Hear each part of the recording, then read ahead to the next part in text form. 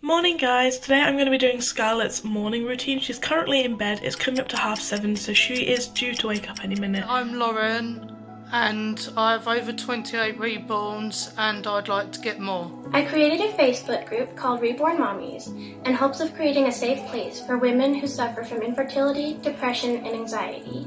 Within 2 years, we have gotten over 3,000 members. I have people ask me to weigh them in different ways and make them as floppy, or sometimes I like them to be able to sit up. I saw this small early baby she'd made and I thought, wow, that looks like what I lost when I was, and I bought her, and oh, she's amazing.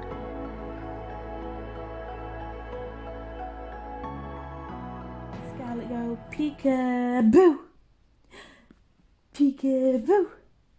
You would not be alone in mistaking this for a real baby, but this is actually a hyper-realistic doll known as a Reborn. Meet Scarlett, Tasha's silicone baby. It is a big collector's thing for me. I do love them. I love the artwork. I admire artists who spend the hours they do on the Reborns. I think that's a big part of it as well. And a lot of people don't necessarily see that side of obviously all the painting unless they really, really delve into it. I love that comfort side of them, the side they give of responsibility, even though, you know, they're not real, but they have that responsibility side because they are as fragile as a baby. My anxiety, if I get really anxious and I don't want to talk, having them out kind of comforts me. If I take them out with me, and it's that I can socialise, even though they're not real, you know, but they're just there.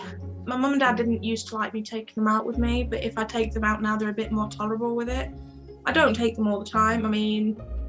Usually, when I went down to my parents the other weekend, I did take one of my Reborns with me. My sister now, she'd prefer if I didn't take them out with me, and when I'm around her, I don't take them out with me. Obviously, yeah, you get the concept, it's creepy, that's weird, why'd you have them? But then the other side of it is, so what? Reborns originated in America during the 90s, but the art form has now gained global popularity. Well, obviously, like I said, I had one of Lindsay's, that's Cassidy. Cassidy was made right here in Nottingham by a popular Reborn artist based in Beeston. His name was Isaac, the first one I ever did for my mum. She's still got him now.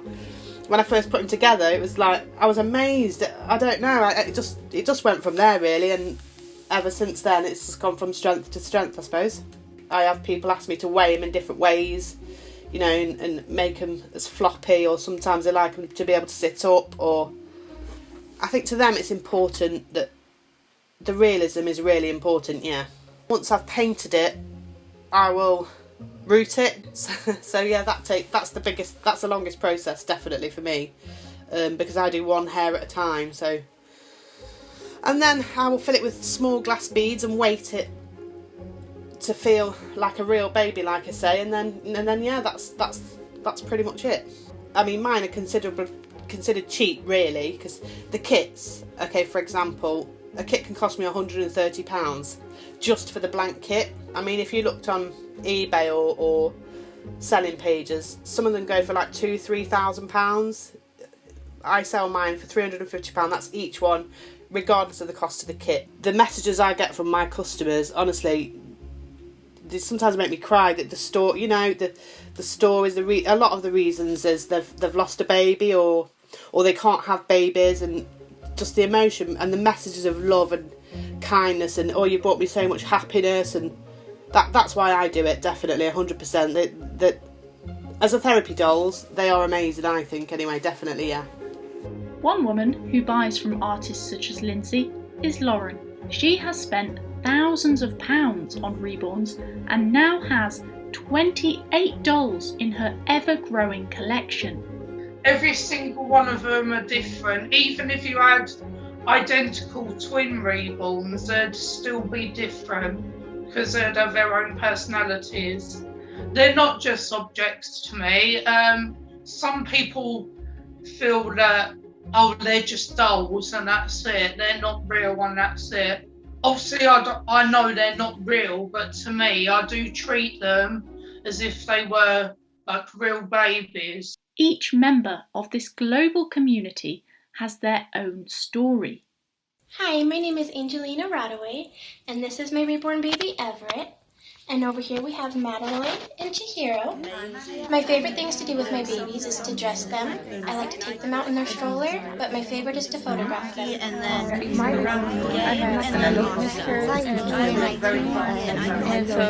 and I feel like I'm holding a real baby, you know, and when you hold a real baby, same with a puppy or a kitten, they make you smile, you feel comfort, and that's what I love about them. I would have definitely died if I'd have gone full term, and I had. It's a decision I wouldn't want to put anyone through at all. But basically, it's think about the son I had at home, and I had no choice. So not only do you have the mental issues to deal with of losing a child, that's not really in your control one way or another, but you've also the issues of coping after. I needed something that looked and felt the same, and then after searching again, it was only this year I found an artist in Poland called Magdalena, and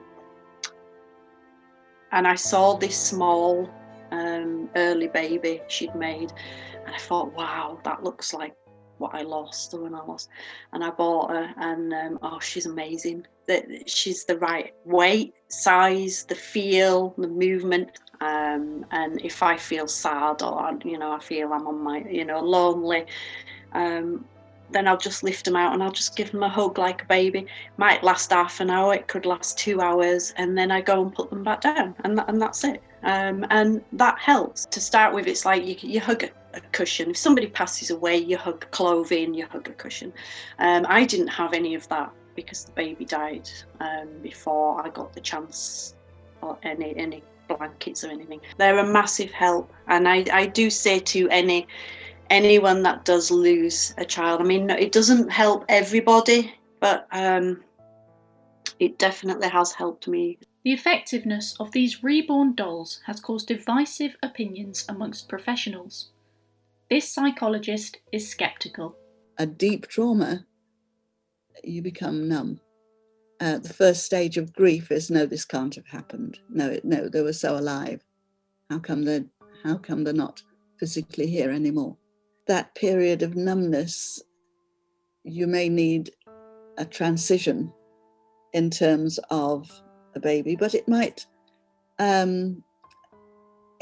actually be more upsetting in that it would be a reminder of what you'd lost. We are gifted as living creatures with imaginations. And so it may be that a person who is anxious may use the doll as a form of talking to their younger selves. But in that way, knowing that they were talking to themselves. Still, things remain the same. We are still dealing with humans. We are still dealing with life and death, physical death. We're still dealing with love and fear. And if one of these dolls elicits a certain amount of love, then that can only enhance our energy. 1 in 4 women in Britain experience miscarriage in their lifetime, and every parent grieves differently. Some look beyond the traditional recovery methods and instead turn to the use of things like reborns and independent support centres. Bereavement care at the hospital for us was really compassionate and really fantastic, but having to return to a clinical space and the place where we'd learned that our son had died was really difficult for us. And so Zaffa's Centre was opened nearly 4 years ago, and in that time it's grown really from an idea and a space to offer like a really homely place for people, and we support people through bereavement counselling and drop-in sessions, families, those who may go on to be pregnant after loss as well. Oftentimes families who are grieving come up with their own ways to keep that baby or child in their lives, and what I try and say to them is, if it works for you, then that's okay. I keep looking over here, because just over here in our house is a little place that we've got for Zephyr, and it's got a candle and some pictures and things, and I'm really aware that we've had that in our house since the beginning, and it's grown and changed. But for others, they keep it all in a box. So not everybody does have a toy, a blanket, a thing, or they do, but they keep the lid on, and then they know that it's there and can open it if they feel they want to.